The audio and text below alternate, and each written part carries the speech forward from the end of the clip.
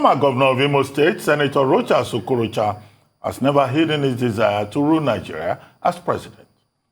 His first attempt at the presidency was in 2003, after he decamped from the People's Democratic Party to the defunct All Nigeria People's Party, ANPP, and he ran for the party's presidential nomination, but a disappointing turn of events in the primary ended his ambition. Undeterred by that experience, we saw the ANPP make then aspirant retired Major General Muhammadu Buhari his presidential candidate in the 2003 election.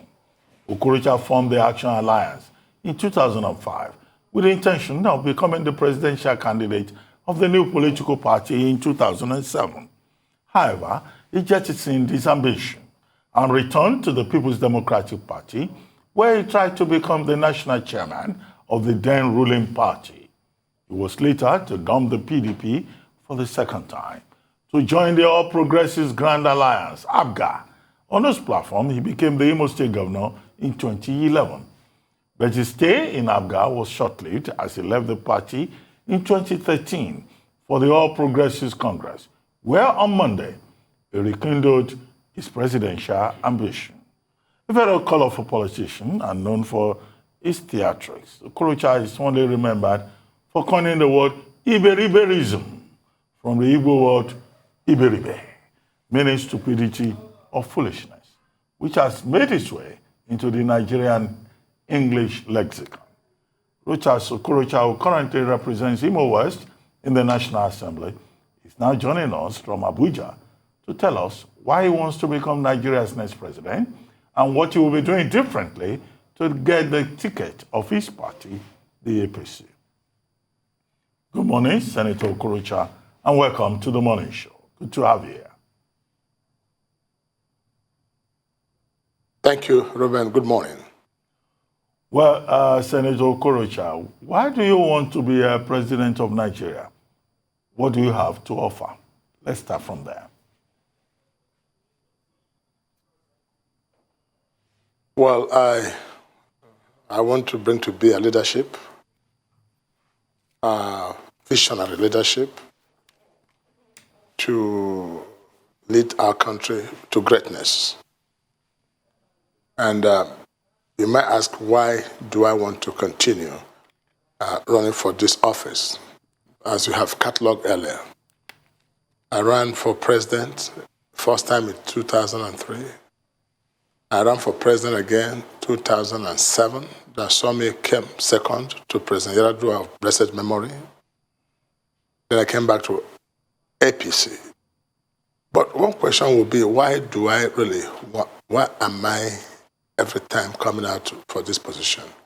I feel I have what it takes to make this country great. So it's that passion and that vision in me that is driving me constantly to offer myself to serve my fatherland. What do I have different? If you look at the mood of the nation now, the mood of Nigerian nation, you'll find out that some of the threatening issues we have is economic issues. We have unity issues, as many people are calling for separation, division, and we have poverty issues.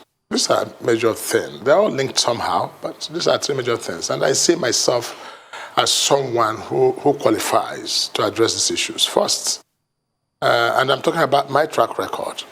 Issue of unity of this country is bothering so much. Nigerians are looking for that single Nigerian leader who can give everyone a sense of belonging. And when I say I can unite Nigeria, I'm not saying I will. I'm saying I've done that. There's no part of this country you can go without seeing my presence or my signature or my impact. And if I don't love this country all, irrespective of tribe or religion, you cannot see me in Southwest, in Northeast, in North Central, Southwest, South, Southeast. I'm everywhere. Which shows that I'm not sent to Nigeria, I will, something I've done through my track record. The other point we're talking about is who actually has the compassionate heart that can listen to the poor, the needy, the indigent, the poverty situation. I think I have ears to these people. I have a compassionate heart. I think I can address these issues. And then the major one is the economic problem. who can create wealth, who can restore our middle class, who can manage the resources of our land, because we are blessed. Nigeria is blessed. Nigeria is not cursed. And I think it takes a person with business acumen, which I have, is quantum, to address the economic challenges of this country, to be able to create wealth. Because the problem of Nigeria is wealth. If Nigeria has enough wealth and create jobs for people and everybody's fine, you have all these insurgents, you have all this outcry for separation. Where poverty exists, sentiments of tribalism appears and separation is the order of the day. So these are some of the things that I looked at. I'm not just coming to run for president for running sake, and definitely not. So, yes. Right. We'll definitely be looking into a lot of the points that you raised in that rather rousing declaration of yours, and also your track record in your 8-year stewardship of Imo State. But first, let's dispense with the fraud charges filed against you by EFCC just hours after your declaration to the tune of 2.9 billion naira. I'd like you to address that first of all. Thank you. This issue of EFCC is becoming a recurring decimal, and it's something that sometimes I keep wondering what is really happening, because though I have not been served, I'm not aware of this charge. I heard it only from the social media or television yesterday, but I never had, nobody has ever served me to say, look, you have a 2.9 billion. And they say I'm doing that with one Mr. Nyerere and one must have connived. So, so if that is 2.9 billion, I'm sure we'll be sharing it now. I might be having 1.5, or as a senior, you will have 1.4. I don't know what this money meant. I'm taken aback, really. I'm shocked at this kind of presentation. And that's why I'm quick to agree with those who tell me that this is politically motivated, Why even on the day that I'm swearing in? Why do you bring all these things to cause distraction? Since the past 2 years, probably I have suffered so much of humiliations and hate, more than anyone in the history of Nigeria. And it's something I could catalog. But let me come straight to EFCC. It's not true. Rather, what I have with EFCC right now is that I have a judgment, an order against EFCC from Federal High Court Abuja. Till today, as I speak to you, EFCC have not obeyed that. They have not. Rather, they asked the judge to recuse himself or to resign from the case so that they can achieve whatever is the desperation. Again, I have another judgment against EFCC from Port Harcourt High Court.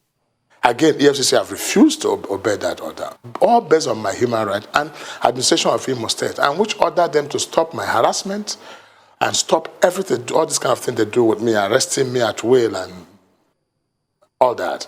Yes, EFCC went back to the same court asking the judge to recuse himself or resign from the case. In other words, whenever I get judgment against EFCC, it's abnormal. Until the day EFCC gets a judgment against me, then it will be normal. Then the judge will be a good judge. I see some kind of intimidation going on, and this shouldn't be allowed to happen in this our present time. It's not good for the history of that, and whoever is behind this. And I think EFCC somebody is doing this, acting on behind and asking EFCC to do this. And it's clear that it's to rubbish my image or rubbish me for this 2023 presidential election, but I don't think they will succeed, because the truth will be spoken. What shocks me actually is the manner in which EFCC deals with the judges when it comes to matters like this or concerns me. I'm so shocked. And when this has happened to somebody like us, I don't know what is the fate of ordinary people. But going straight to the point I'm saying, before I had it was 70 billion, you may remember. Secondly, last time, EFCC published 5.9 billion Rochas recovered from Rochas account. I challenge EFCC, if you are saying the truth as financial crime, show me a proof. Till that day is silence. EFCC never said a word again. And now they have reduced it to 2.9 billion.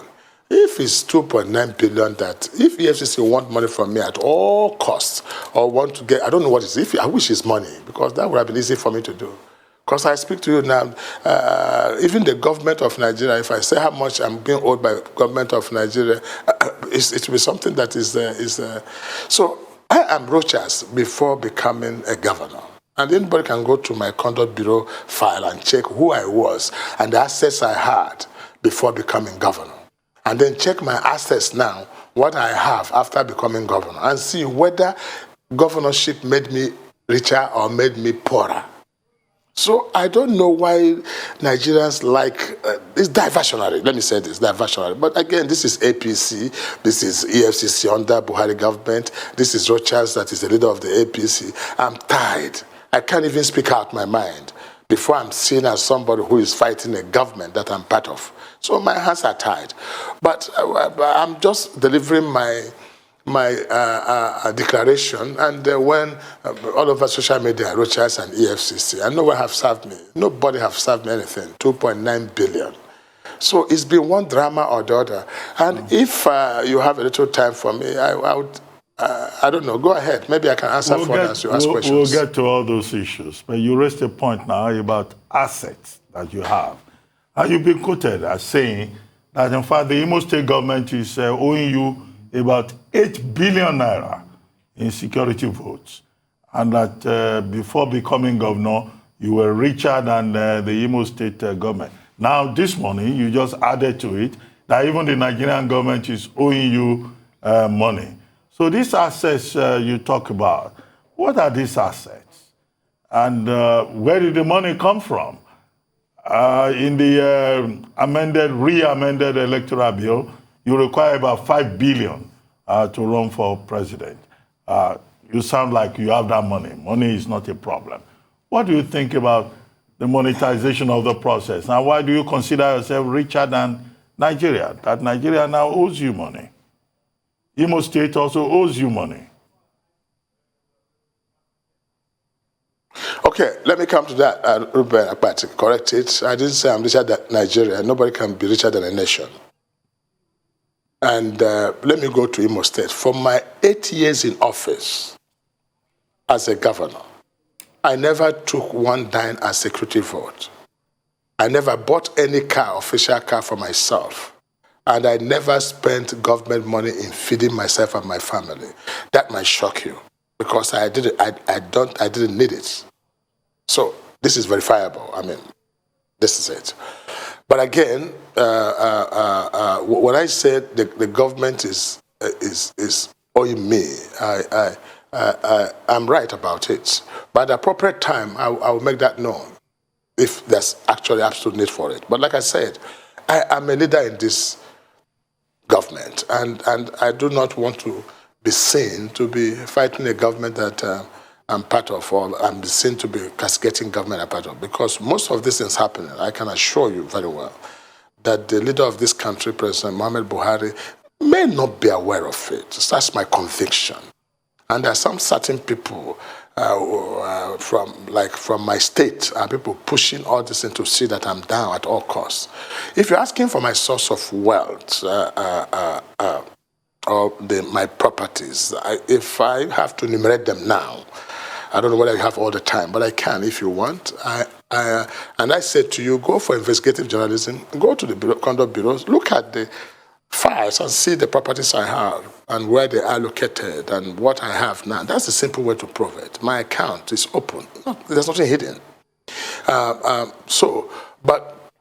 But to say that my source of wealth, of course, I made wealth through the real estate. You can't talk about Abuja real estate without talking about Rochas in the time past.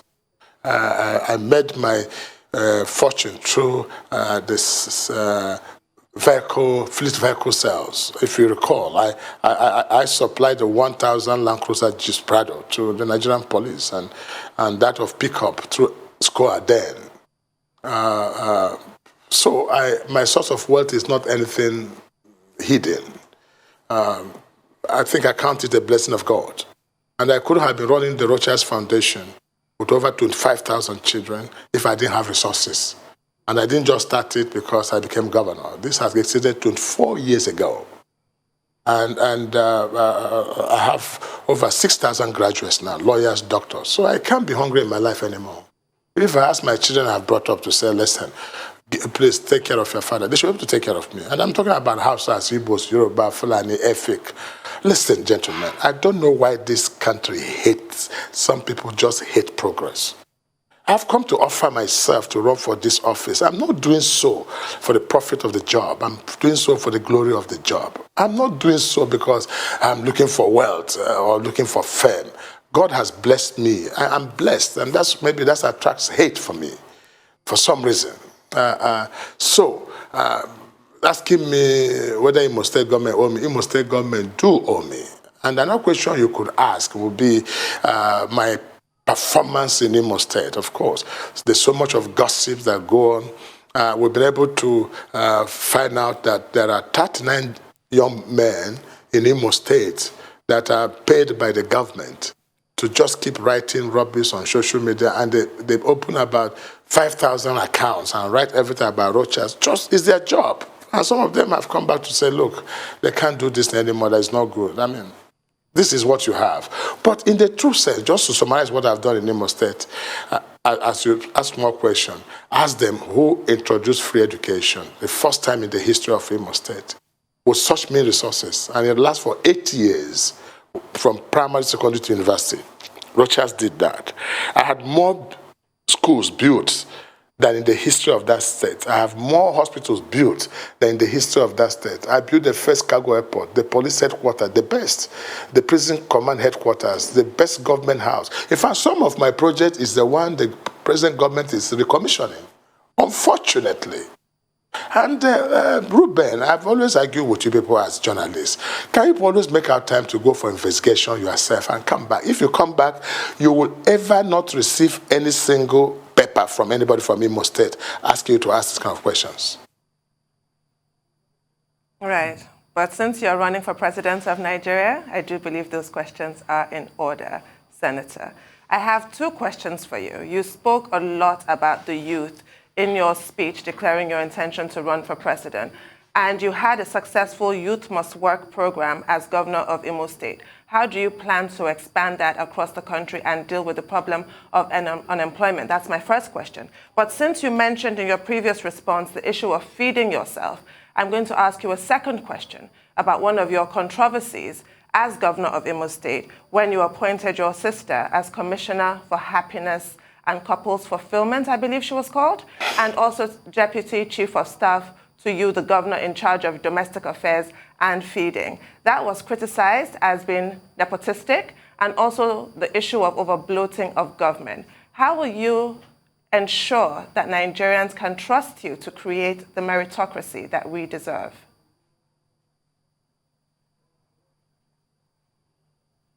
Well, you know, some of this your question makes me laugh, really. And it's good for a good morning laugh. Let me take from the one you've asked. And the first one you said is about the Ministry of Happiness, before I go back to the one of feeding myself. You see, ministry, let me put it this way. The entire constitution of mankind, not often of Nigeria, is to guarantee happiness to the people that you govern.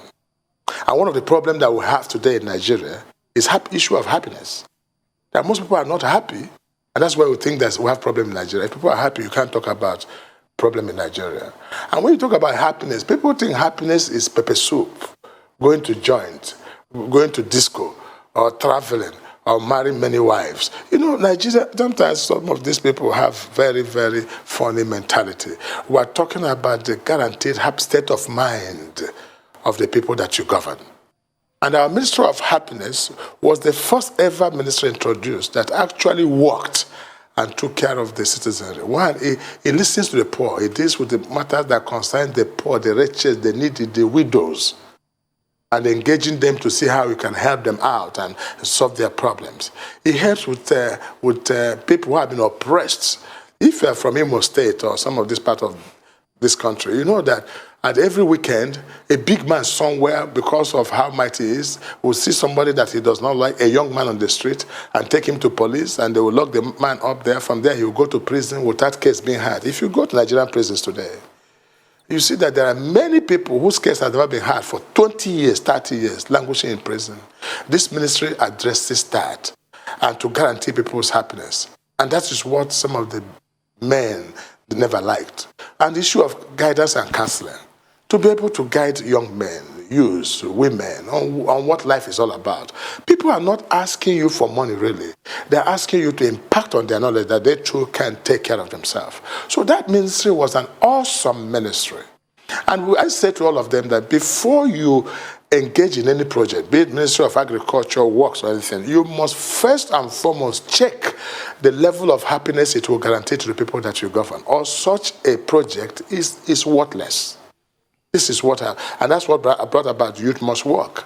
In the case of Youth Must Work, it was an ingenuity on the side of Rescue Mission government.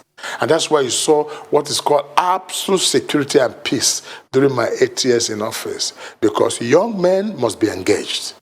Where you do not engage the young men to work, that energy can be exerted negatively if there's no positive thing to it. That is why you see armed robber, criminalities, rape, and all that. Because these are young men, they are full of energy. What are they using the energy for in Nigeria? That's the question you should ask.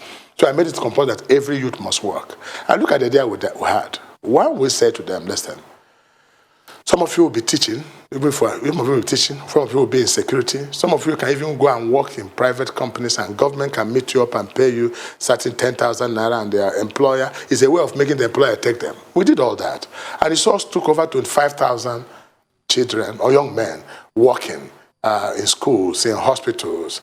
And I introduced another thing that you didn't know, what is called volunteerism, where I brought the elder statesmen, when they are above 70 and retired principals, to go back to school to teach.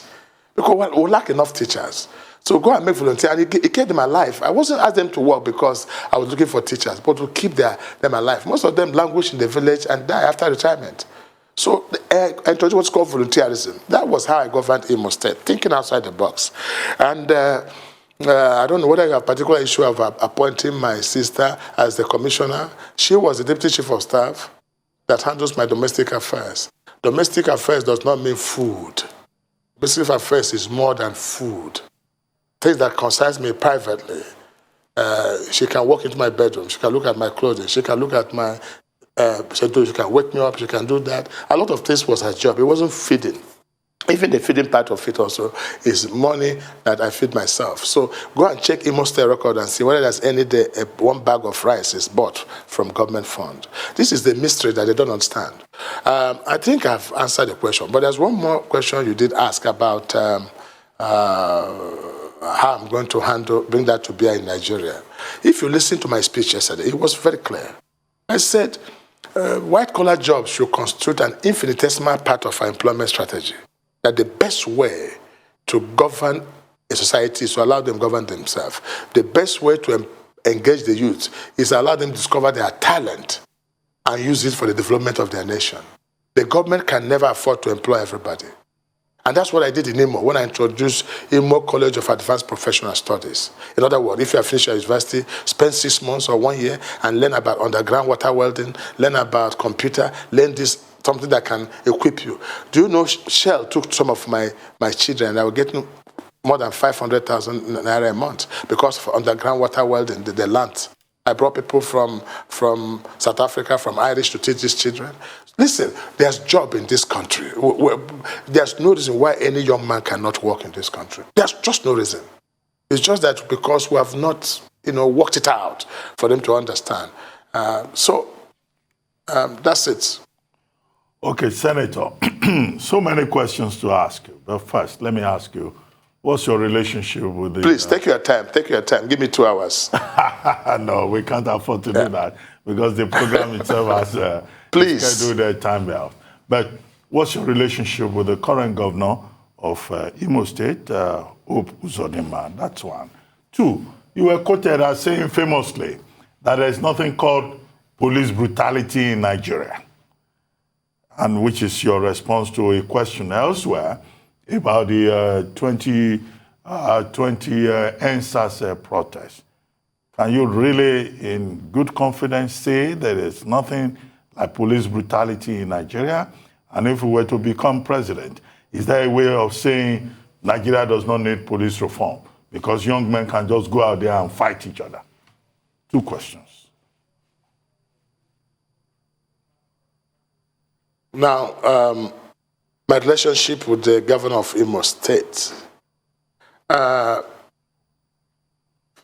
Quite frankly to you, Robert, really, I just don't know. I think the young man just hates me for whatever it is. I'm yet to know what's the reason. It's just hate and some level of envy. Because what would be my relationship? I won't be governor again. What would be my relationship? I'm not going to run for Senate again. What would be my relationship? I'm not in the state to occupy his space. What is it that the gentleman have seen? I think if there's anything which you also have achieved, was the person who defeated him in primaries, Uche Nwosu. And defeated him in primaries, he took it by force. Defeated him in the main election, he took it by technicalities. After coming number 4, is the same person fighting. I don't know what he's fighting. Let's leave that thing for the side. But all that is happening, whether EFCC or this, is all emanating from my home, my village. It's not coming from Adamawa or Sokoto or Kaduna or Lagos or anywhere. It's coming from my home. And it's unfortunate. It's unfortunate. If you recall what has just happened to where my son-in-law, Uche Nwosu, was abducted by the Nigerian police that are assigned to government house. It was at the instruction of the governor. He even arranged for private jet to take the young man. But look at the humiliation. That the young man was undressed, naked, and handcuffed just to disgrace him. The same government of Imo State went and took my wife's property, and EFCC taking over, and they're taking over for a case that has never been established or no court. And now, if you go to the hotel now, they remove all the AC, the beds, the roof, everything, vandalized. Now, in the same venue, they shot one of my other in-laws, married my daughter, scattered his leg. The young man was in America for 6 months. Now, they went to the church and abducted Uche Nwosu and pushed down my wife, and pushed down, as a man living, and pushed down my daughter. This is what the governor has been doing. And he went back and sealed the Rochas Foundation College, where you have poor children of widows going to school. You sealed it. What's the reason? Not that you trace government money to it, but that the governor allocated the land to himself to build a school for poor children that you could not train. You went to the university, Rochas Foundation, Eastern Park University, built by Rochas Foundation. You went there and took over the school by force and drove away all the children of Nigeria from Rochas Foundation, from Kano, from Ibadan, all of them wandering on the street. And nobody is talking in this country. Even the Uche Nwosu's case. I want to thank the Special General of Police for the effort he has made. But the last time I saw the Special General of Police, he said he has sent this report to Villa. But I'm sure within that Villa, that would be the obituary of that case, and nobody will talk about it. This is not fair. It's bad. It's evil, and must be condemned. And every day, and in the course of this, look at the high level of insecurity, worse than it has ever happened. Look at the killing of Gulag. Look at 140 bodies at FMC. Poor people being killed here and there. So, I don't know. I think the governor has his issue. And with those that he's working with here who are helping him, in some of the areas, because you need to hear him boast in Imo State. I have the police at my pocket. I have the judiciary. I can do whatever I want in this country. Presidency is supporting me. You don't rule people by intimidation, inviting the army to go and shoot your people in Olu and everything. That is not good. Excuse me. It's evil and must be condemned. And that's some of the issues I want to address in 2023, that injustice must never be allowed. So, and that's exactly what you said. You say, I've gone into the other question, the second question, which is on, what do you say again? Police brutality. You say there's no police brutality. Police brutality. Yeah. Police brutality. You have to listen to me. You see, I said to you that what you have is young men brutalizing young men. Let me ask you a question, Ruben, about it. You can talk about police brutality in America, where the American black claims that they are being brutalized because of color, because of where they come from. You don't hear police brutality between white and white police. It's white and black police. That's what we'll be hearing. But in Nigeria, we just put carry that term, police brutality. You can say police youth. That is because there has not been any time the police themselves come around the table that, look, we must brutalize Nigeria. What's brutality? When an Igbo young man frustrated is beaten up, collecting money from Igbo young man. It's all frustration. What do you say to a sergeant? I've never known of anywhere IG, Special of Police, send these boys to go and beat up some people and do this and do that. No. What is happening should be addressed. It's frustration. Now, if a young officer has 50,000 naira or 60,000 naira salary and the bag of rice is 30,000 naira and he has 7 children, what do you think he will do? And then after transport will take him about 20,000. He has 10,000 left. This is what is called the police brutality. Then when they see these boys, they say they have money. They stop them. They want to score. Maybe if you want to use that is robbers, robbing. I don't know how to put it, but you can say it is, when you say police brutality means there's a policy of police or there's a program of police that says wherever you see Nigerians, brutalize them or do that. So it's not police brutality. That's what I mean by that. Not that it's not in real sense brutality. I accept there was a brutality, but let them see it from a different perspective. These are frustrated young men. These are frustrated young men that are now corrupt young men who are brutalizing their fellow Nigerians, sometimes from their own tribe and religion. Because, let me say this, please, if you can allow me. Because if you look at it, the brutality, how does the brutality come? Not on legal matters. You stop here. Where's your paper for the car? You say you have the paper. You show the police the papers. You say, where's your fire extinguisher? You show him a fire extinguisher. You say, no, you should have 2. You say, I have 2. You show them 2. You say, why are you traveling by the evening? Don't you know it's offense to go in the evening? Why should you travel alone in the evening? It's offense. They must find you faulty. That's what is called police brutality. But it's young men doing this act to young men. And when the new Nigeria addresses the issue of poverty and justice, police brutality, what you call police brutality will stop. That's my point. Right. Your vision of a new Nigeria is of a unified Nigeria. So where do you stand on the issue of IPOB and the continued detention and trial of Nnamdi Kanu, as well as just secessionist agitations from different parts of the country? How would you address that as president of Nigeria? Let me tell you what I said yesterday about united Nigeria or unity of Nigeria. And I want this to guide all of us. And I appeal to you, arise, and all those of you who are trying to bring out, showcase the quality of leadership that this country must have. I want you to emphasize and don't make it very distracting. It's my advice that you should try and find out the antecedents, track records of the leaders who are coming to lead this country. It's very key. A fool at 40 is a fool forever. And you cannot change your style at an old age. You cannot change who you are. Government does not change you. Governor will never change who you are. Presidency cannot change you. You are who you are, and you showcase who you are from your track record. That's what I want to advise that you bring out. For instance, if somebody is a criminal and becomes a governor, he becomes Excellency Criminal Governor. If somebody is a 419 and he becomes a governor, he becomes Excellency 419. He can't change who you are. Power does not change. It brings out the person that you are. If you're a wicked person and you come to power, the wickedness will show at the excellency level. Now, I'm talking about uniting this country. If anybody tells you that he's coming to unite this country, when that person has remained only in his village or state or tribe, and you think when you make him a president, he will change the country, he's a liar. He will never do that.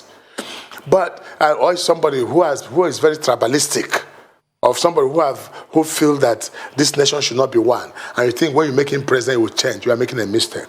But when I tell you, Rochas Okorocha, that I will make Nigeria united, I've done it before. I'm not saying I will. I say I've done it. Even through my Rochas Foundation. I'm not an Hausa man. I'm not a Muslim. But I built school in Sokoto. I built school in Zaria. I built school in Kano. I built school in Adamawa, Bauchi, Jos. I'm not a Yoruba person. But I have 5,000 children I've trained in Rochas Foundation College in Ibadan, Oyo State. I'm not an Ibadan. I'm not from Oyo. And I've trained more children who are not my children from Yoruba land than anybody that can mention in history. It's the same thing. Over 25,000 children. I'm an Igbo man. We may say that's why I trend. But if I can have the heart to go around this country on every zone, Enugu, and do that, then believe that if I say about unity of this country, I can unite Nigeria. That's what I mean by track record. That's on that part. So, an issue of compassion. If you see a man who locks his gate and doesn't allow poor people to come in and participate with him, who thinks about only himself and his family and everything, he can never remember the poor. This is what I see lacking. And I say, if I tell that the poor will smile in my government as a president, believe me, it will happen. But let me come back to the issue of the unity of this country. So for me, I'm tribal blind. I don't see tribe. I don't see religion. I see humanity. In fact, I am a citizen of humanity, and who loves this country called Nigeria, and I'm proud of it. That is my. So, issue of IPOB, which you've talked about. IPOB is a very controversial issue. And IPOB, as far as I'm concerned, was an agitation by some young men seeking for relevance, who I managed as a governor, who called me all kinds of names, Okorocha, and who chanted songs of war. But I didn't see them as terrorists. I did not see them as IPOB. I saw them as my children. I engaged them. Before you know it, whenever they see me, they say, "Sharp, my governor, my governor." These are our children. They are the Falconizers, the taxi driver. There are many of them. If you go there, and what have they been told? They have been told that, listen, the rest of the country hates you. They don't want you. They don't like you. And so, better find a way to take care of yourself. This is what in Bible. And Nnamdi Kanu is just as a smart young man who was able to get these people to think like he believes. I begin to shine negatively with it. I'm not in support of that. So it's something I spoke controversially last time. Nobody wants to listen. When the issue of herdsmen came up, you know, Nigerians like to talk. They like to hide. And when you are true to power, you speak out your mind, they don't like it. So last time I said, rather than even talking about herdsmen, let us address the issue of a little child, 8 years old, 10 years old, traveling 1,000 kilometers by road. That's inhumanity. That's inhumane. And most of these people that you see in Abuja, these big men that you see in Abuja, are the owners of these cows that these children trek. They can't even buy them a truck to transport them. But we leave the basic issue and go for the sentiments attached with it. So for me, Nigeria will remain united. And the issue of Nnamdi Kanu will not stop the unity of Federal Republic of Nigeria. Well, Senator, two quick questions. I mean, yesterday or so, we had two chieftains of the People's Democratic Party on this program. And we were discussing the PDP deciding to leave the playing field open for persons from different parts of Nigeria with regard to presidential ambition. In the APC also, we had another guest who was more or less saying, well, you know, the APC has not taken a decision about zoning. Do you think that the time has really come for Igbo presidency? Do you think that your aspiration is something that Nigerians will accept? What do you say about Igbo presidency? Ruben, let me say something to you. It might not sound well with you, but let me say to you that I believe in justice. I believe in justice. And the pivot upon which all religion is established or government is established is justice. That is what is lacking. Is this justice that you are calling zoning? This justice you are calling rotation? And when you call it rotation or zoning, then democratic principles tend to fight it. Because you can't be talking about zoning in a democracy where it's a game of number. You can't be talking about rotation in a democracy where it's government of the people, by the people, and for the people, but yet not with the people. Now, the point I'm making here is that we're talking about justice. Let me ask you a question. You have a nation that is full of different tribes, not one tribe, different religions, different ethnicity, different mindsets, different belief, coming together as a people. And in this process, there was a tripod ab initio, not isofato, that this nation was built. The Yoruba tripod, the Igbo tripod, and the Hausa tripod. Now, before we now come into 6 zones and 36 states plus Abuja. Now, out of this tripod, the 2 legs of this tripod have had a test of the presidency of Federal Republic of Nigeria. And they have maintained this zoning unconsciously between North and South. Then it came to the time when everybody has gotten, then remaining one part of the leg, I now say it is not possible. What do you think will happen? A feeling of injustice will definitely occur. I am not a candidate for rotation, and I'm not a candidate for zoning, because I will never be president of Southeast. I will be president of Federal Republic of Nigeria, and Southeast alone cannot decide who will become president of Nigeria. So we're talking about fairness. But look at, we're from South. When we come to the South, and we have brothers, the Yorubas are our next neighbor. South-South are our next neighbor. The Southwest have taken, the South-South have taken. And it's coming to the South now. And then Southwest say they want to give a shot at it. It is simply saying, Southeast, you don't have anybody. So that's a feeling, and the feeling, that's the manifest truth. Try to subsume them is a deceit. So this is where I think, but that should not be a license for Igbos to just sit down and say power is given. Power is never given, power is taken.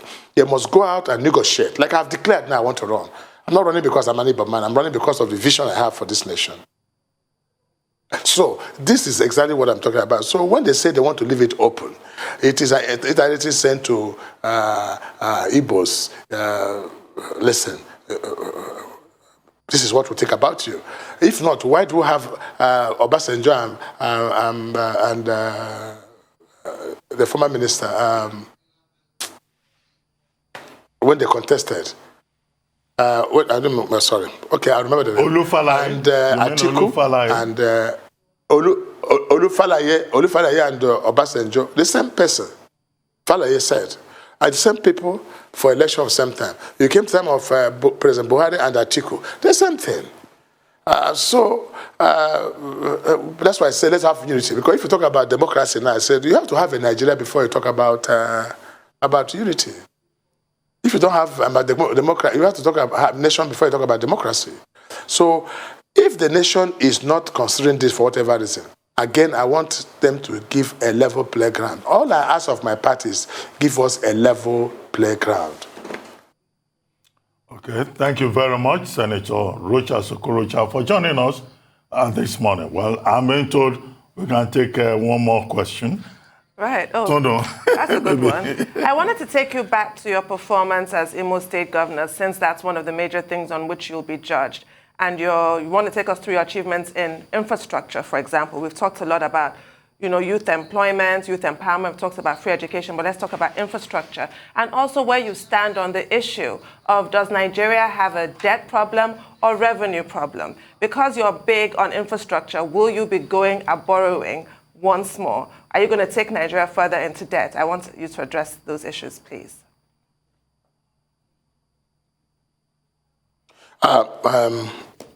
My sister, I think, I'm sure you are acquainted with the fact that I did a lot of infrastructure development. Let me say it again and again and again, maybe posthumously again. These days I'll be speaking in this manner to drive home my point. Number one, I've built more schools in Imo State, more hospitals in Imo State, more roads in Imo State than any government in history. I introduced free education. And I left 48.3 billion naira without owing any bank. And I stand so to say any time. And yesterday at one of the interviews, I even offered to stop presidential ambition if they confirm the contrary to what I have just said. But whatever you hear from that side of the world is a gossip. And I opened up Owerri. Owerri was a village. I made it functional. I opened up Owerri. I did a lot in Owerri and that. So when you talk about borrowing, that brings me the question. Would you say Nigeria is a poor nation? Nigeria is not a poor nation. I want to say it, and the problem we have is the management of the resources of our land. We have a situation now that Nigeria has so much problem that the money available can solve. You need to create wealth. That's why I say you need a businessman. Don't you allow this time around to be deceived by anybody who has never had any business background on how to make 1 naira become 2 naira. Dubai, that's what it's called, Dubai. OPM, other people's money. You have to introduce it and make wealth for this nation. Because the problem we have is that sometimes when people come to aspire, it's not an issue of technicality, it's not an issue of grammar, it's the ability to make wealth. To make wealth. If you ask me how I made my wealth from nothing as a child of poor parentage, selling coconut and onions, I had experience. If I tell you how I made my money in Abuja here, even if I give you a business idea now, my dear sister, you resign the next week from Arise. If I tell you how to make money in Abuja now from real estate. Do you know one property now that you deal with now in Abuja, you can get 500 million? I'm talking to you now. And if you want, you can see me for the business ideas. We need business idea to run this country, my dear. Senator, you are talking to the doctor of the legendary Bashorun MKO Abiola. So when you talk about business, he has it in our DNA. But in any case, 2 quick questions, because we have just a few minutes to go. We have just a few minutes to go. You want to ask me a question? I should continue or what? No, I wanted to ask you just 2 brief Can I continue? questions. Well, if you have something to add to what you Okay, ask me. Okay. Now, the first one is about the Go ahead, ask me first, so I can make it up. infrastructure that you are talking about. Now, when you declared your interest in the presidency of Nigeria, some people started saying, we hope that Senator Rochas Okorocha will not erase statues all over the streets of Nigeria. Would that be part of your project? Because in Imo State, you were famous for erecting statues all over the place. So they are wondering, what kind of statues are you going to bring to the table? Secondly, what are your chances with big figures like Asiwaju Bola Ahmed Tinubu having shown interest in the APC ticket, with people lobbying and saying that the best man for the job, in their own view, is the vice president and others in the game? Do you think you stand a chance? Briefly.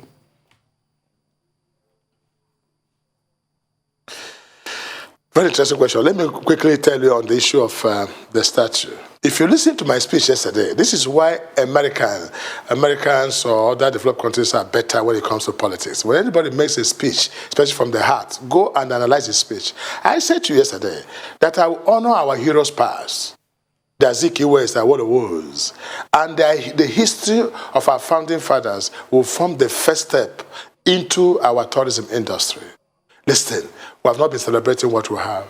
When we go to London and we go and see Mandela's statue, you see us gathering there to look at it. When you come to Nigeria, it's nothing. But let me tell you what the status did for Imo State.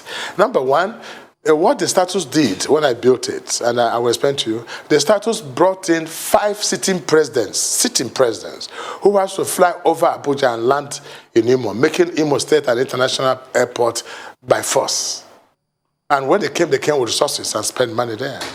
But what is the statue? The statue became a tourist attraction. Every Christmas, thousands, tens of thousands of people go there, taking pictures, and celebrating this. But let me tell you what the status is. You saw the status without seeing the Heroes Bridge. The Heroes Bridge is the long pedestrian bridge in Imo State. Within that Heroes Bridge, you have good morning, good afternoon, good evening.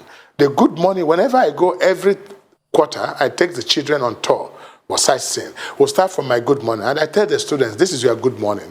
How are you making use of it? Are you being stubborn? Are you reading your books? Are you not doing well? Are you praying? Now, come to your afternoon.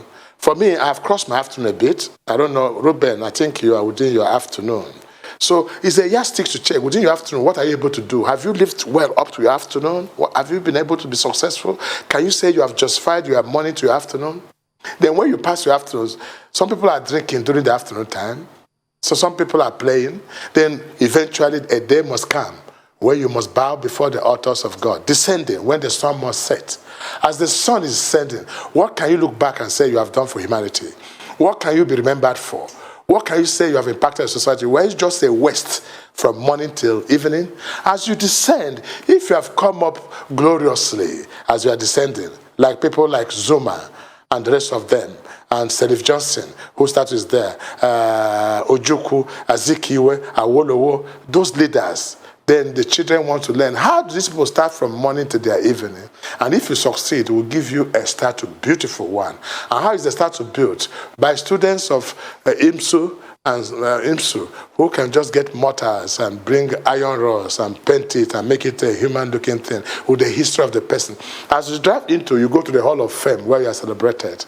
And so the children go there for excursion, to go for their studies, to see who is their role model. It's a great project. But when they say build statue for me, I laugh. Just like when I did Ministry for Happiness, they laughed at it, not knowing that England, I was teaching Italy and England to establish Ministry for Loneliness when their people were committing suicide. Why must you control with only Ministry of Works, Finance, Health? Is the world not moving? If I tell some of the new ministries I will create now, you also be surprised to move this nation forward. So that is the answer for that. The other point you have made is the issue of those in contest. I have respect for Asiwaju. Asiwaju, as far as I'm concerned, is my leader.